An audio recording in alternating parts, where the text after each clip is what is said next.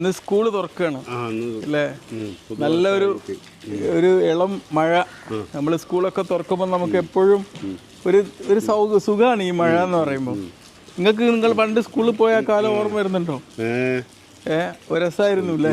ഇങ്ങനെ പുതിയ പുസ്തകവും ഒക്കെ പിടിച്ചിങ്ങനെ പോവാന്നാണ്. ഇന്നത്തെ തോട്ടിലൊക്കെ കുളിച്ച് അന്ന് സ്കൂളിൽ കുറച്ചുകൂടി നന്നായിട്ട് പഠിച്ചിരുന്നെങ്കിൽ എന്ന് തോന്നിയിട്ടുണ്ടോ? പിന്നെ ഈ ഒരു തോന്നൽ പലപ്പോഴും നമ്മൾക്ക് മുതിർന്നവരായാലുണ്ടാവും. സ്കൂളായപ്പോൾ ഒന്നുകൂടി പഠിക്കായിരുന്നു പലപ്പോഴും. പഠിച്ചില്ലേ? നമ്മൾ മനസ്സിലാക്കേണ്ട ഒരു കാര്യമുണ്ട്. നമ്മൾ സ്കൂളിലേക്കായിട്ട് പോകുന്ന സമയം എന്ന് പറഞ്ഞാൽ നമ്മൾ അതിലേക്ക് തന്നെ ഡെഡിക്കേറ്റ് ചെയ്ത് അതിനെ നമ്മൾ എൻജോയ് ചെയ്യണം എന്നുള്ളതാണ്. പ്രത്യേകിച്ച് ഇന്നത്തെ ഒരു കാലം എന്ന് പറഞ്ഞാൽ പണ്ടുള്ളവർ പഠിച്ചാൽ എത്ര പഠിച്ചാൽ പോരെന്ന്. നിങ്ങൾക്കൊരു ഇൻഫർമേഷൻ നോക്കണമെങ്കിൽ നമുക്ക് പണ്ടൊക്കെ ആണെങ്കിൽ ഒരാളോട് ചോദിക്കാനും ഇന്നിപ്പോൾ ചോദിക്കേണ്ട കാര്യമല്ല. ഇന്ന് പറഞ്ഞു തരേണ്ട ആവശ്യമില്ല. ആർട്ടിഫിഷ്യൽ ഇൻ്റലിജൻസ് ഉണ്ട്. ഒരു ChatGPT-യിലോ AI ടൂൾസിലോട് ചോദിച്ചാൽ നമുക്ക് കാര്യങ്ങൾ കിട്ടും. ഈ ഒരു കാലഘട്ടത്തിലാണ് പുതിയ വിദ്യാർത്ഥികൾ വളർന്നു വരുന്നത്. അപ്പോൾ അവർക്ക് പണ്ടത്തെ പോലെ ചിലപ്പോൾ ഇന്ന് കുട്ടികൾക്ക് പെട്ടെന്ന് തന്നെ ജോലിയൊക്കെ നേടിയെടുക്കേണ്ട സാഹചര്യം ഉണ്ടാവും. രക്ഷിതാക്കൾക്ക് അവരെ പോറ്റാൻ പറ്റിക്കൊള്ളണമെന്നില്ല അല്ലേ? അവർക്ക് താങ്ങിക്കൊള്ളണമെന്നില്ല. അത്തരമൊരു സാഹചര്യത്തിൽ കുട്ടികൾ ഇന്നത്തെ ഒരു എഡ്യൂക്കേഷൻ എന്ന് പറഞ്ഞു കഴിഞ്ഞാൽ ഇതൊക്കെ നേടിയെടുക്കാനുള്ളൊരു ശ്രമങ്ങളായിരിക്കണം. ഇപ്പോൾ ആർട്ടിഫിഷ്യൽ ഇൻ്റലിജൻസ് വന്നു, ഞങ്ങളെ കാര്യം പോക്കാണ്, ഈ തലമുറ കാര്യം, അങ്ങനെ ചിന്തിച്ചിരിക്കരുത്. ആർട്ടിഫിഷ്യൽ ഇൻ്റലിജൻസിനോടൊപ്പം തന്നെ പഠിക്കാനുള്ള, അതിനോടൊപ്പം അതിനെ കൂടെ ചേർത്തുകൊണ്ട് പഠിക്കാനുള്ള ഒരു കഴിവാണെന്ന് കുട്ടികൾ ഡെവലപ്പ് ചെയ്തെടുക്കേണ്ടത്. കഴിഞ്ഞ ദിവസം വന്ന ഒരുപാട് കുട്ടികളോട് ഞാൻ പറഞ്ഞു, നിങ്ങളിത് ചെയ്യുക, നിങ്ങൾ അക്കാഡമിക് പുസ്തകങ്ങൾ, ഇപ്പോൾ നിങ്ങളുടെ പുസ്തകങ്ങളൊക്കെ നിങ്ങൾ ഫോണൊക്കെ ഉപയോഗിക്കുന്നവരാണെങ്കിൽ ഈ AI വെച്ചിട്ട് നിങ്ങൾക്ക് എന്ത് ചെയ്യാം, അതിൽ റിസർച്ച് ചെയ്യാം. അപ്പോൾ നിങ്ങളൊരു സ്കൂളിലൊരു കാര്യം പഠിച്ചു കഴിഞ്ഞാൽ ഈ ആർട്ടിഫിഷ്യൽ ഇൻ്റലിജൻസ് വെച്ചിട്ട് ChatGPT-യിലോ ഇതിലൊക്കെ വെച്ചിട്ട് അതിനെ ഫണ്ണി ആക്കിയിട്ട് എന്തെങ്കിലും ഉദാഹരണങ്ങൾ വെച്ചിട്ട് ഇങ്ങനെയൊക്കെ നമുക്ക് ഓർഗനൈസ് ചെയ്ത് ഇതൊരു ഗെയിമാക്കി മാറ്റാം.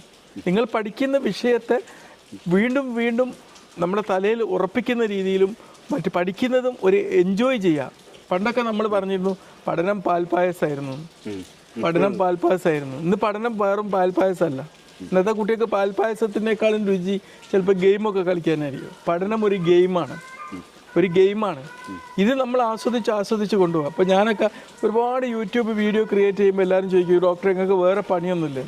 എനിക്ക് വേറെ പണി ഇല്ലാഞ്ഞിട്ടല്ല, പക്ഷേ നമ്മൾ എന്ത് ചെയ്യുക, ആ പഠനത്തെ ആസ്വദിക്കുന്നതുകൊണ്ടാണ് ഇത്രയേറെ വീഡിയോ നമുക്ക് ക്രിയേറ്റ് ചെയ്യാൻ പറ്റുന്നതൊക്കെ. അപ്പോൾ ഏതായാലും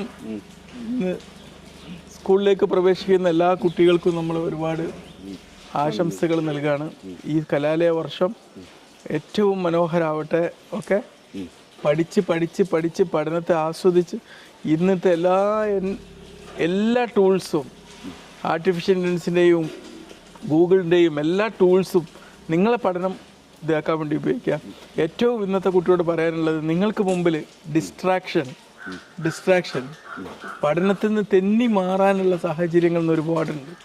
ഒരു സ്കൂൾ കുട്ടി വീട്ടിലെത്തിക്കഴിഞ്ഞാൽ മൊബൈൽ ഫോൺ കൈ കിട്ടുമ്പോഴേക്കും അതിലിങ്ങനെ സോഷ്യൽ മീഡിയയിൽ സ്ക്രോൾ ചെയ്ത് അവസാനം നിങ്ങളുടെ ജീവിതത്തിന് ലഭിച്ച ഏറ്റവും വലിയ കറൻസി ആയിട്ടുള്ള സമയം നഷ്ടപ്പെട്ടിട്ടുണ്ടാവും. നമ്മളറിയൂല. നഷ്ടപ്പെട്ടാൽ തിരിച്ച് കിട്ടാത്ത ഒരു സമ്പത്ത് എന്ന് പറഞ്ഞാൽ അത് സമയമാണ്. മറ്റെല്ലാ സമ്പത്തും നമുക്ക് വീണ്ടെടുക്കാൻ പറ്റും. പൈസ പോയാലും വീണ്ടെടുക്കാം, പക്ഷെ സമയം വീണ്ടെടുക്കാൻ പറ്റില്ല. എനിക്ക് കുട്ടികളോട് പറയാനുള്ളത്, നിങ്ങളുടെ സമയത്തിന് നിങ്ങളൊരു വാല്യൂ കൽപ്പിക്കണം. ഒരു 10 ലക്ഷം രക്ഷിതാവ് നിങ്ങൾക്ക് തരികയാണെങ്കിൽ നിങ്ങളത് വെറുതെ കളയോ?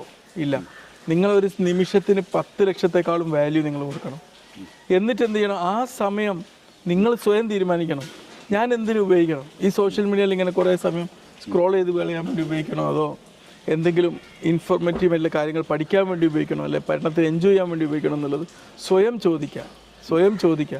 എന്നിട്ട് നിങ്ങൾ ആ സമയം ശരിക്കും യൂസ്ഫുൾ ആയിട്ടുള്ള പല കാര്യങ്ങൾക്ക് ഡെഡിക്കേറ്റ് ചെയ്യുക. എന്തായാലും എല്ലാവർക്കും ഈ കലാലയ വർഷത്തിൽ ഞാൻ ഒരുപാട് അഭിനന്ദനങ്ങൾ കൈമാറുകയാണ്.